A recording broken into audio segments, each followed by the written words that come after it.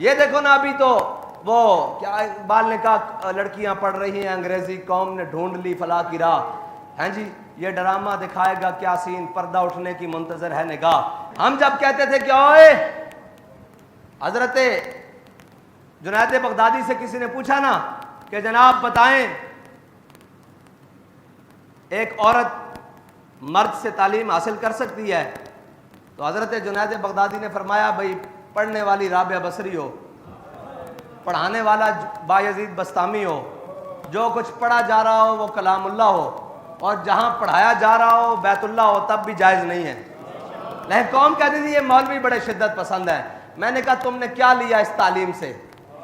یہ حوریان مغربی دل و نظر کا حجاب. اقبال کہتا ہے یہ مغربی حوریان جنہوں نے تمہیں بڑا سارا کچھ دکھایا بنا سوار کر، کیا دیا انہوں نے؟ ایک شخص کے موبائل سے ہیں جی ہزاروں عزتیں تار تار ہوئی ہیں، ایک شخص کے موبائل سے. اقبال نے کہا یہ ڈرامہ دکھائے گا کیا سین، پردہ اٹھنے کی منتظر ہے نگاہ. ایک پردہ اٹھائے تو دیکھو تمہارا بنا کیا ہے. اور جہاں عزت دے کر تعلیم حاصل کر لی ہو، اس تعلیم سے تو بندہ بھوکا مر جائے، یہ بہتر نہیں ہے.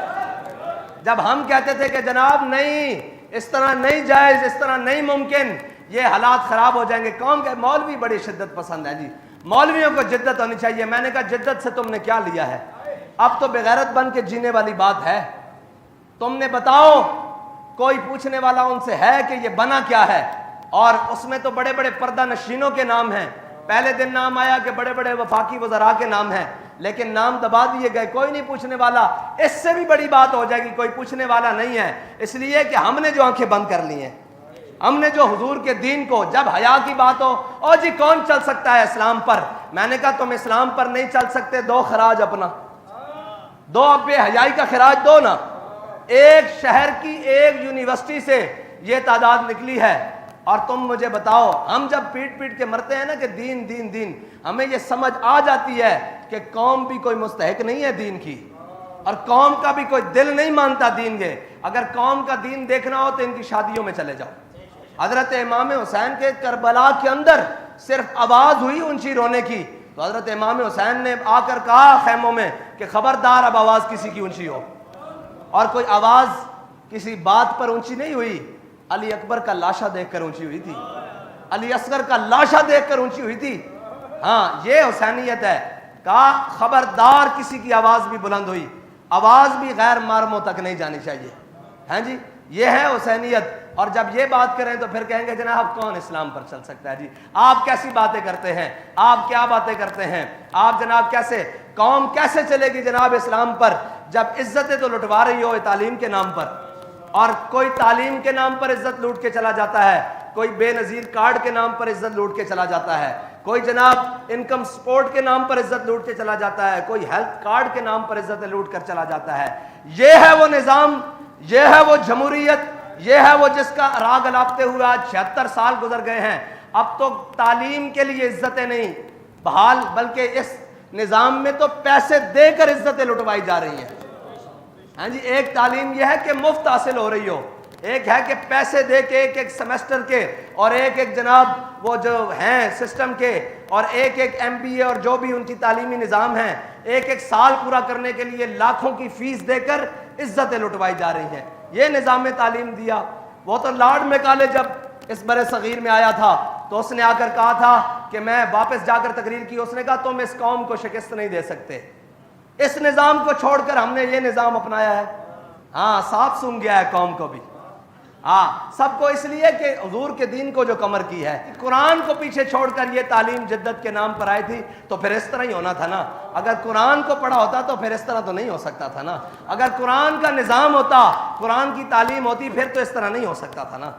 پھر تو حیا اور محبت کا درس ہونا تھا، پھر تو وفا و عشق کا درس ہونا تھا. لیکن یہاں تو عزت تاراج کر کے، سارا کچھ تاراج کر کے. اور میرے آقا مولا صلی اللہ علیہ وسلم، قرون اولیٰ کا زمانہ ہے جہاں بابا جی احتیاط سے بات کرتے ہوئے کہتے تھے کہ جب مدینہ پاک میں زلزلہ آیا نا تو حضرت عمر نے اگلے دن تقریر کی، فرمایا ما ھذا ما حدثتم. اس کے بعد حضرت بابا جی فرمایا کرتے تھے کہ صحابہ کرام نے کیا کیا ہوگا؟ اتنا ہی کیا ہوگا نا کہ کوئی نماز بغیر مسواک کیے پڑھا دی جاتی ہوگی، پڑھا دی گئی ہوگی یا پڑھ لی گئی ہوگی. یہی ہوا ہوگا نا، اتنا پاک دور.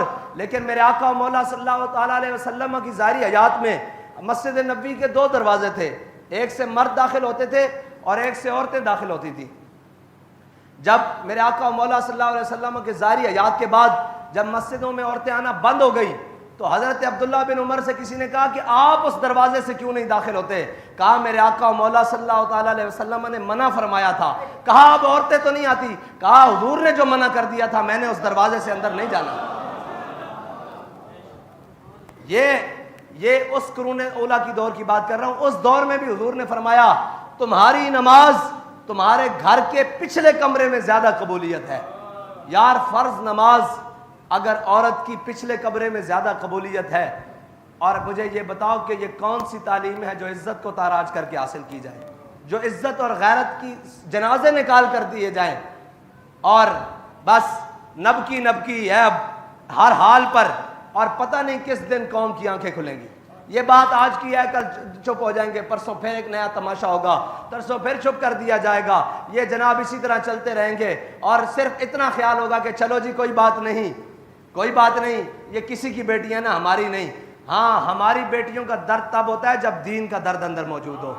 ملت کا درد تب موجود ہوتا ہے جب دین کا درد اندر موجود ہو. جب یہ احساس ہی نہ ہو کہ تو اپنے کماؤ، اپنے کھاؤ، اپنی دولت کے پیچھے پڑے رہو، تو پھر یہ احساس تو ختم ہو جائے گا. یہ احساس تو پھر زندہ نہیں رہے گا کہ ہم نے کس طرح کیا کرنا ہے. اور تعلیم حضرت جناب امام علی مقام کی شہادت اور شہادت امام حسین اسی نظام کے خلاف ہے.